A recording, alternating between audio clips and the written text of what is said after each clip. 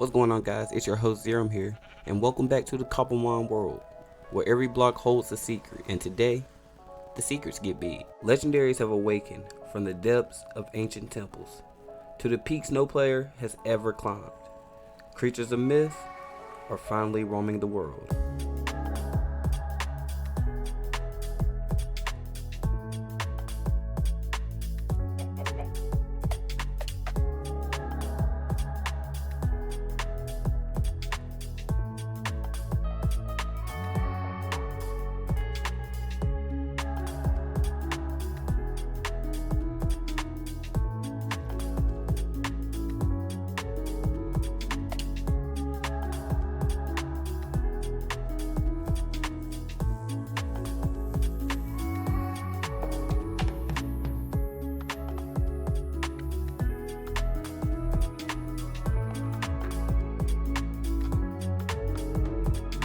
Pulling up to day 2 of the Cobblemon server, I wanted to fight Misty today because I actually had a plan today. I wanted to build a house. I can't just be walking around with a wood bag anymore. So I wasted no time, put my team together, and I went to go fight Misty. But we ran into a small problem. Not once, but twice. So apparently every time I got to the end of the battle, it will show an error and not complete that I beat her, even though I beat her. So once it did it again, we just force completed the quest. Moving on, I decided it was due time we finally built the base because, bro, I was out here living in the trenches. Just look at this. With that being said, we went to go get all the materials that we'd be needing for us to build our house. Don't ask where I got the materials from. My bad, Ari. After collecting enough material, we cleared out an area for us to build our house.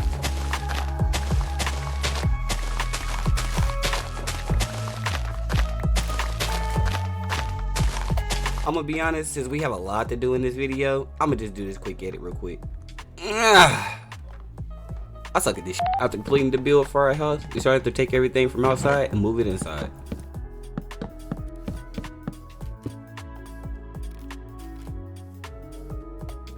After moving everything inside of the house, we went out and started trying to find some structures so I could start finding some of the gimmicks. And what I mean by gimmicks, I mean terrestrialized or megas. At the dig site, we were able to find a few Zygarde cells, a fossil, not any megas or terrestrialized, but we did find an item to let us use Z powers. After hitting the dig site, I met up with King so we can do this raid den that we found because it had a Rampardos in it. And for raid dens, instead of doing normal Pokemon battles where you have to throw a Pokeball, you can just hit Y after defeating the Pokemon, and then you can send it right to your PC.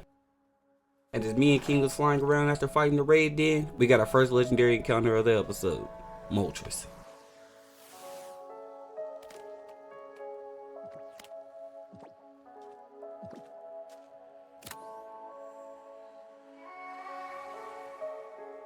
After the Moltres encounter, we went to another raid den and caught a Hisuian Typhlosion. Not gonna lie, we lost a few times on this one. After completing that raid den, we proceeded to catch a Surfetch and a Cinderace. As we were flying around looking for other raid dens, another Moltres spawned, so I decided to let King have this one just because I already had one. I didn't want to be greedy. And he knocks it out. This is the second one, mind you, but he was able to make up for it with catching us a level 75 Prismarine. And then he caught us a level 75 Lucario, a level 75 Superior. After doing raid dens with King, I went to go AFK at Ice Skate, and we finally got our third legendary bird. On the first ball, mind you.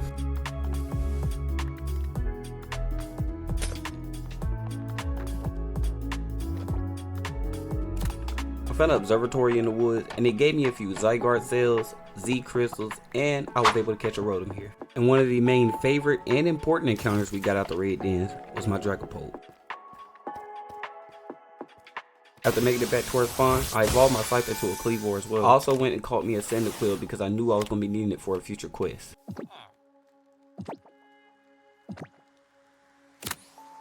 I helped Ari get her own Zapdos, and after that I went to go AFK at Ocean Monument. That's until this happened.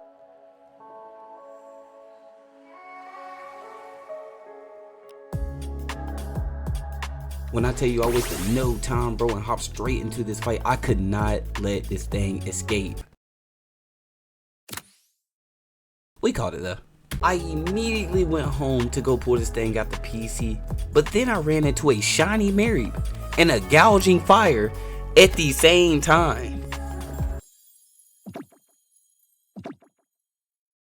I let Ari have the gouging fire because I already had one, but I got the shiny Myriad.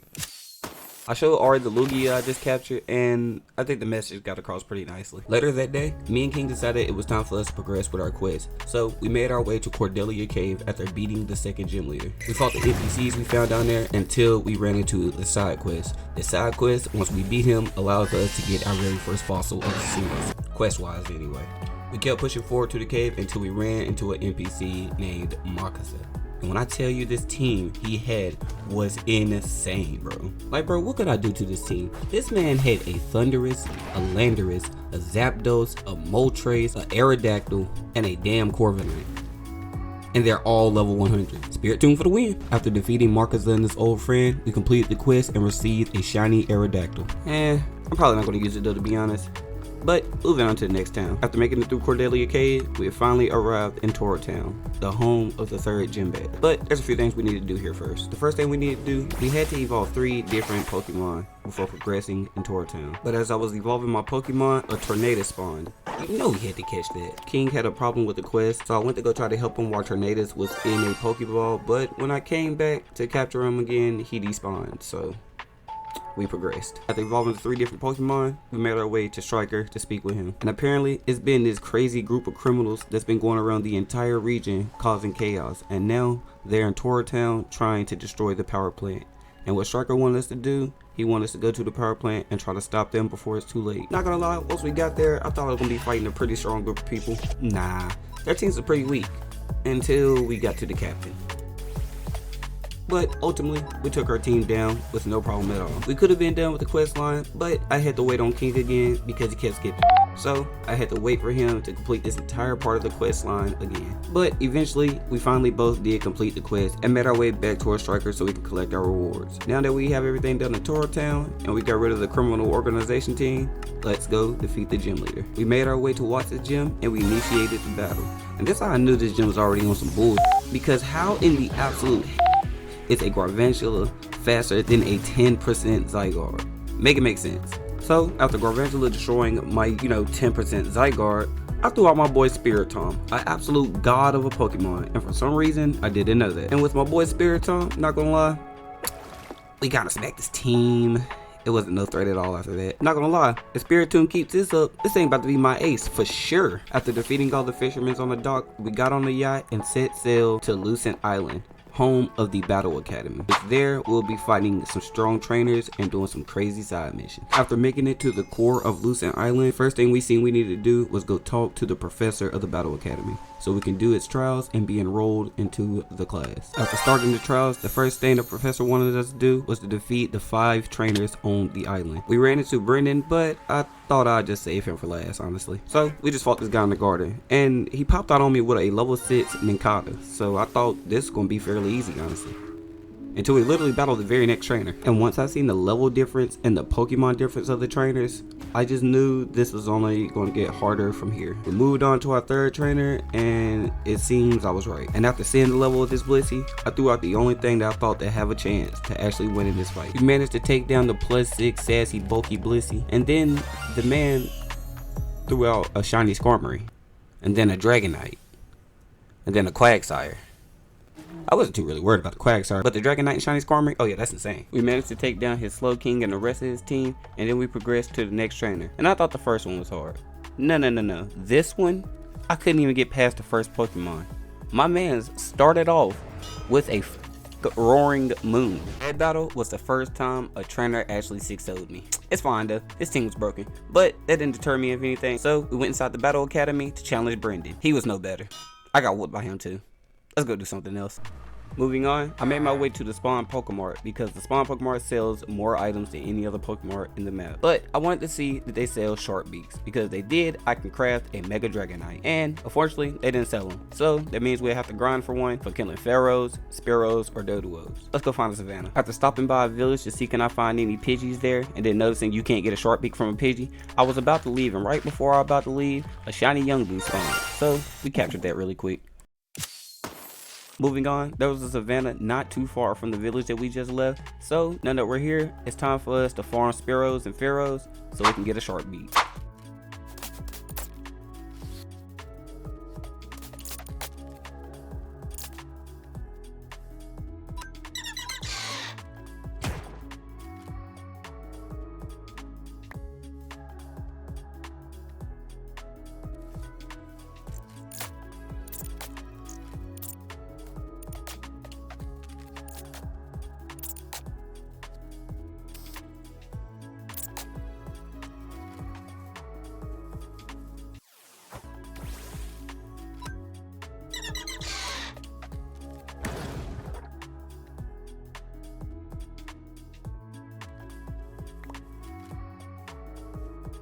After collecting the last and final sharp beat, we ran our way back to our base so we can finally craft our Dragonite Megastone.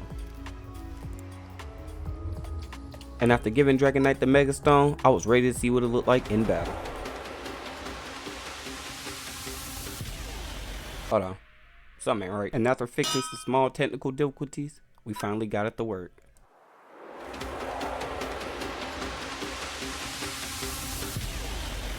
My boys, we have gotten ourselves a Mega Dragonite.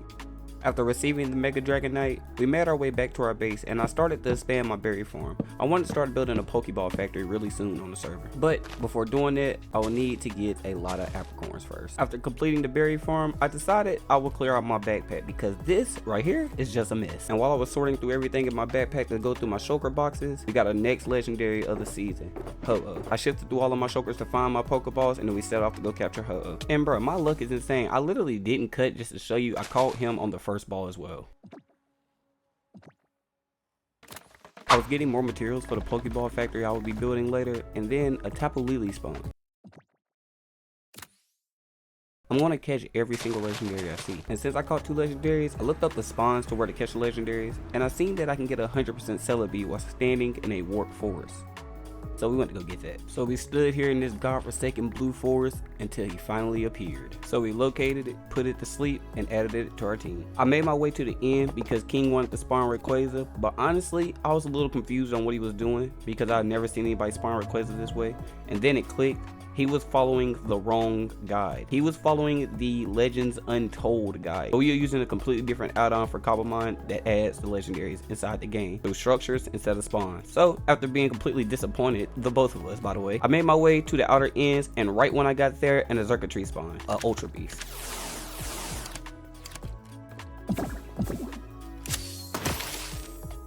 After visiting the end, we made our way back to the Nether to continue doing what we was previously doing, getting legendaries and collecting material. That's until another one popped up. And when I tell you I choked so hard on this legendary, bro, just watch this.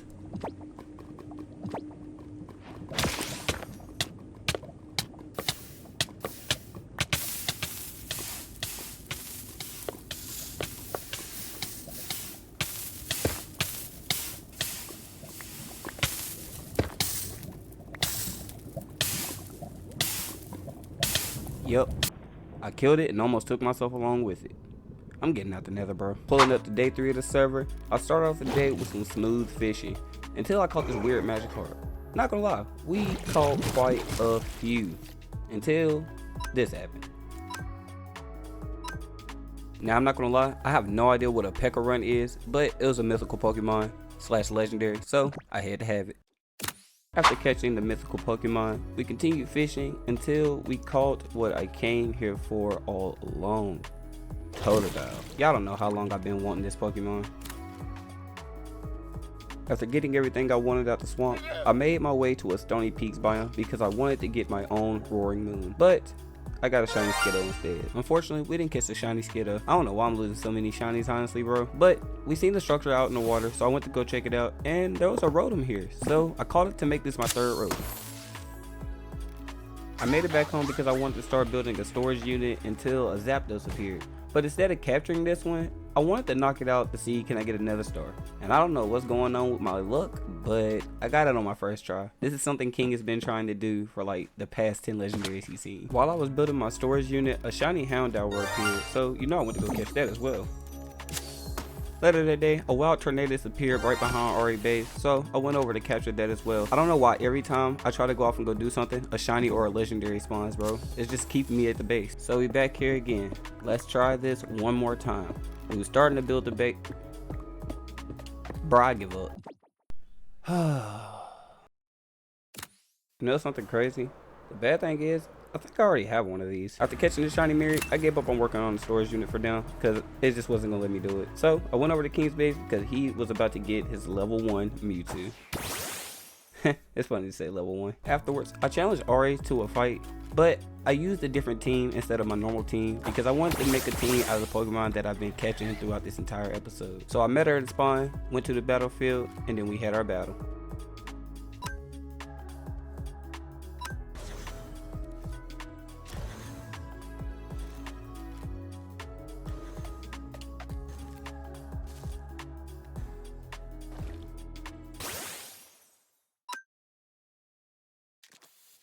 Nah, I know she just didn't heal mid-fight. Bruh, it was all good though. I had the man, the myth, the legend that was going to turn this entire fight around. Celebi. And just like that, your boy has gotten his first victory for the Battle Academy quest. Y'all thought I forgot about that. After the battle, I made my way back to Ari's place and I evolved every single magic card that we caught during the fishing adventure. Not gonna lie, this is some of the coolest shit I ever seen in my life.